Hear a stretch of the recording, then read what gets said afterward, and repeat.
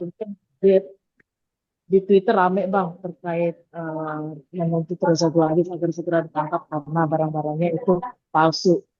Banyak yang bilang juga ini BPOM juga bukan resmi dari BPOM. Mungkin tanggapan Bang Julianus sebagai kuasa hukumnya sendiri seperti apa sih bang?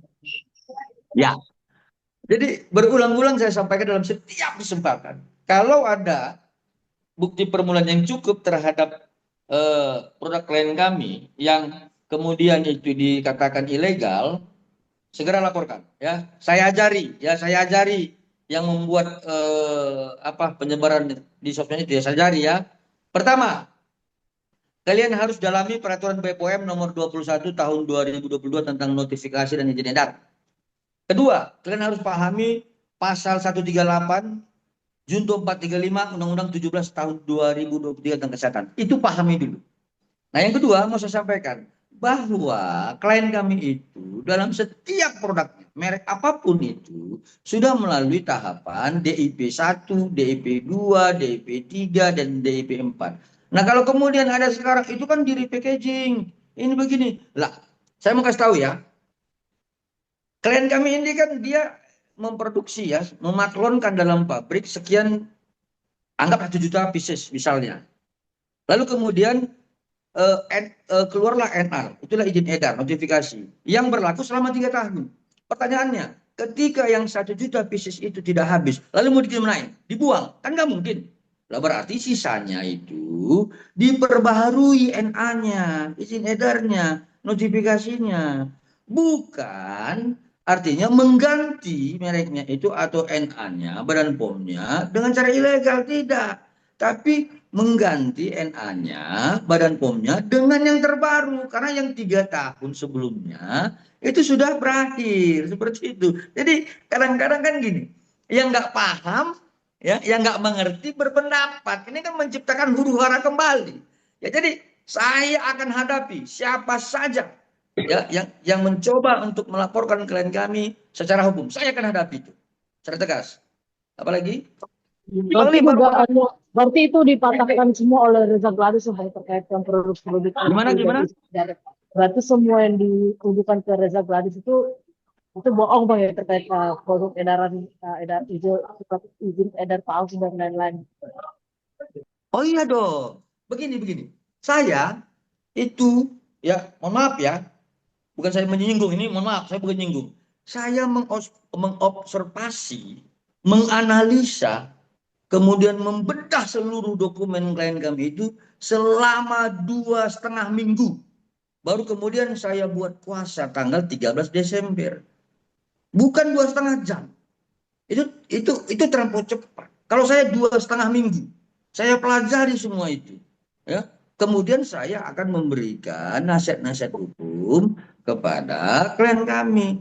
Lalu kemudian setiap apa saja yang disampaikan klien kami dan kemudian itu adalah bohong ya selama 2,5 minggu tadi, maka saya tidak bertanggung jawab terhadap itu. Tetapi kalau selagi apa yang disampaikan klien kami ya kepada kami yang selama 2,5 minggu itu saya akan bertanggung jawab. Saya akan hadapi semua. Ya, jadi jangan tuduh-tuduh klien kami seperti itu. Kasihan dong. Dia sudah dirusak mentalnya, anaknya ada terusak mentalnya, suaminya, keluarganya, kemudian dia mengeluarkan uang 4 miliar, sekarang diserang lagi. Maunya apa sih sebenarnya? Tapi bilang-bilang bulan Ramadan, rendahkan sedikit tensi kita. Jangan serang-serang terus loh. Kasihan itu klien kami. Untung aja dia nggak orang Medan. Kalau orang Karo dia udah angkat parang itu klien kami. Apalagi? Oke, Bang, ini barusan kulihat di Twitter ya, Bang. Ngeri kali agak sedikit bahasanya ya, Bang, bahwa eh, Dokter RG dianggap sebagai sponsor, Bang. Jadi ada nominal angka 10 miliar yang diberikan kepada pihak PMJ dan Dokter RG sebagai sponsor utama, Bang. Jadi bisa dapat artian ya gitulah, Bang. Paham lah, Bang. Sponsor apa? Oh, oh, Jadi ini kemarin untuk saja. Hah? jadi ini untuk mempercepat lah, Bang. Istilahnya seperti itulah, Bang. Aduh, mohon maaf ya. Saya kemarin ya teman-teman media itu bilang begini. Ini Bang Biring ini kok nggak seperti PH-PH yang misalkan tampil di di media, pakai begini aksesoris dan sebagainya. Nah, saya aja ini kalau tidak, maksud gimana ya? Kalau 10 miliar, lo pasti saja kan saya menikmati itu kan? Pasti menikmati itu. Tapi jujur, keberadaan saya itu membela klien kami itu karena memang benar-benar sekarang klien kami ini sudah apa ya? Keuangannya sudah betul-betul merosot. Bayangkan, dia sudah 5 bulan, bahkan lebih ya, tidak melakukan penjualan dengan baik. Lalu kemudian sekarang dituduh mensponsori 10 miliar. Duit dari mana? Ya, sepengetahuan saya nggak seperti itulah klien kami, nggak seperti itu, nggak, dia nggak sekejam itulah. Ya mohon maaf, saya sampaikan ya, eh, setiap bertemu dengan saya, dia selalu sepertinya sedih dan menangis. Kenapa bang ya? Masyarakat sebegitu sama saya, apa saya pernah menyakiti mereka? Dia selalu bilang begitu. Kalau kalian ketemu klien kami, pasti kalian juga iba melihat dia. Kasihan, tolonglah. Yang melalui kesempatan ini saya sampaikan, kasihanlah melihat klien kami. Dia itu ya orang yang lemah lembut, yang nggak mau huru-hara. Seperti itu dia. Apalagi? Bang, izin Bang, mohon maaf sebelumnya. Abang bilang kan ini bahwa krim yang sebelumnya itu sudah ditarik mundur ya Bang? Yang mana? Yang krim, katanya kan ada masalah krim. Itu sudah ditarik mundur atau gimana Bang? Sudah Ini krim diambil? yang mana? Yang skincare itu loh Bang. Nggak, saya gini loh. Kalau kalau soal yang suntik ya. Suntik apa krim sih? Krim ya? Nah, itu dia makanya jelas. Jadi gini loh. Ada dalam hukum namanya eh, apa? Ada kompetensi absolut, ada kompetensi relatif, error and persona, error and objecto. Nah, itu salah satu kesalahan-kesalahan dengan menyebutkan sesuatu hal. Saya takut di situ kalau misalnya menjawab dari teman-teman media dengan menyebutkan satu objek yang belum jelas, saya takut menjawabnya gitu. Makanya yang mana gitu loh. Oke, kalau untuk krim nggak ada ya bang intinya bang ya. Kalau suntikan kan sudah dijelaskan waktu itu ya bang.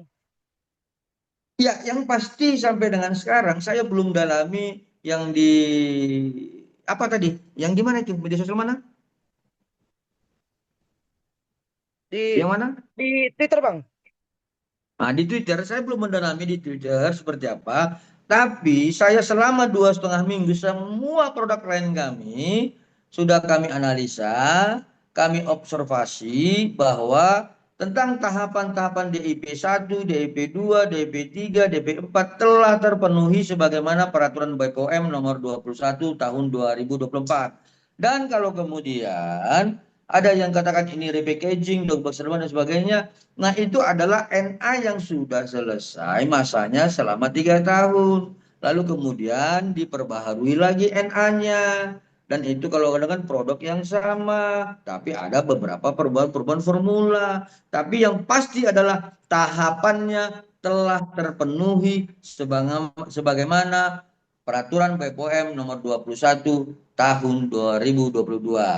Dan mohon maaf kawan-kawan media, kalau saya misalnya keras-keras bicara, ini orang Batak Karo ini, dari Karo aku, dari Kabanjahe, Desa Narigunung. Ya, jadi kalau saya ngomongnya kayak gini, memang karakter kami seperti itu. Begitu dia kawan-kawan. Oke bang, dari saya terakhir bang. Berarti apapun yang sedang terjadi pemberitaan yang sedang mengguncang sosmed dan segala macam tidak melunturkan atau tidak membuat abang gentar ya bang. Sampai detik ini saya sampaikan, dengan keberadaan klien kami yang saya sudah observasi dari awal 2,5 minggu, saya akan hadapi siapa saja. Ya, siapa saja yang telah menemukan bukti permulaan cukup yang kemudian menyatakan produk klien kami ilegal. Tetapi kalau kemudian ada hal-hal yang keliru lainnya yang selama ini tidak diperlihatkan oleh klien kami, ya jelas kami tidak akan mempertahankan itu. Tetapi terhadap apa yang telah diperlihatkan dokumen-dokumen oleh klien kami akan mempertahankannya sampai kapanpun. Saya pikir itu. Oke, ada lagi yang lain? Ada lagi? Artinya tidak pernah ada yang namanya ilegal ya Bang? Sampai dengan detik ini yang kami periksa tidak ada yang ilegal. Ya, sekali lagi sudah memenuhi tahapan-tahapan DIP 1, DP 2, DP 3, DP 4 sebagaimana peraturan BPOM nomor 21 tahun 2024. Seperti itu. Dan itu dari awal bisnis. Ya, yang kami periksakan yang dari awal yang kami periksa. Artinya dokumen produk yang sekarang itulah yang kami periksa dan kami analisa dokumennya. Ya, dia untuk memperjelas aja Bang, artinya dari awal itu memang tidak pernah adanya namanya barang ilegal. Dari awal itu sejak kapan masuknya? Ya, dari awal Dokter Rezanya bisnis, artinya tidak pernah ada hal-hal yang inilah gitu loh. Atau baru Kalau begitu. itu Kalau gimana? itu belum bisa saya jawab, karena kan begini, masuknya kami dari GPS Law Office and Partner itu sebagai kuasa hukum, kan pada saat ada peristiwa-peristiwa dugaan tindak pidana pemerasan, sebagaimana pasal 368 dan pasal 7B ayat 2 dan Undang-Undang TPU. Sejak itu kami memeriksa seluruh dokumen-dokumen yang terkait produk lain kami. Nah, kenapa kami tidak memeriksa ke belakang yang dimasukkan tadi sejak dari awal? Kan itu tidak masuk dalam peristiwa hukum yang masuk dalam kuasa kami. Dan itu memang dalam kewenangan daripada legal perusahaannya. Kan nggak bisa seperti itu. Oke, Oke, Boleh boleh cukup. Bang. Terima kasih Bang. Bang, Siap, makasih banyak ya, siap. Bang. Terima kasih. Itu, Kalau ada lagi siap, siap. sebelum hari saya ke Jakarta, kita Zoom aja ya kawan-kawan ya. Mohon maaf ya. Oke.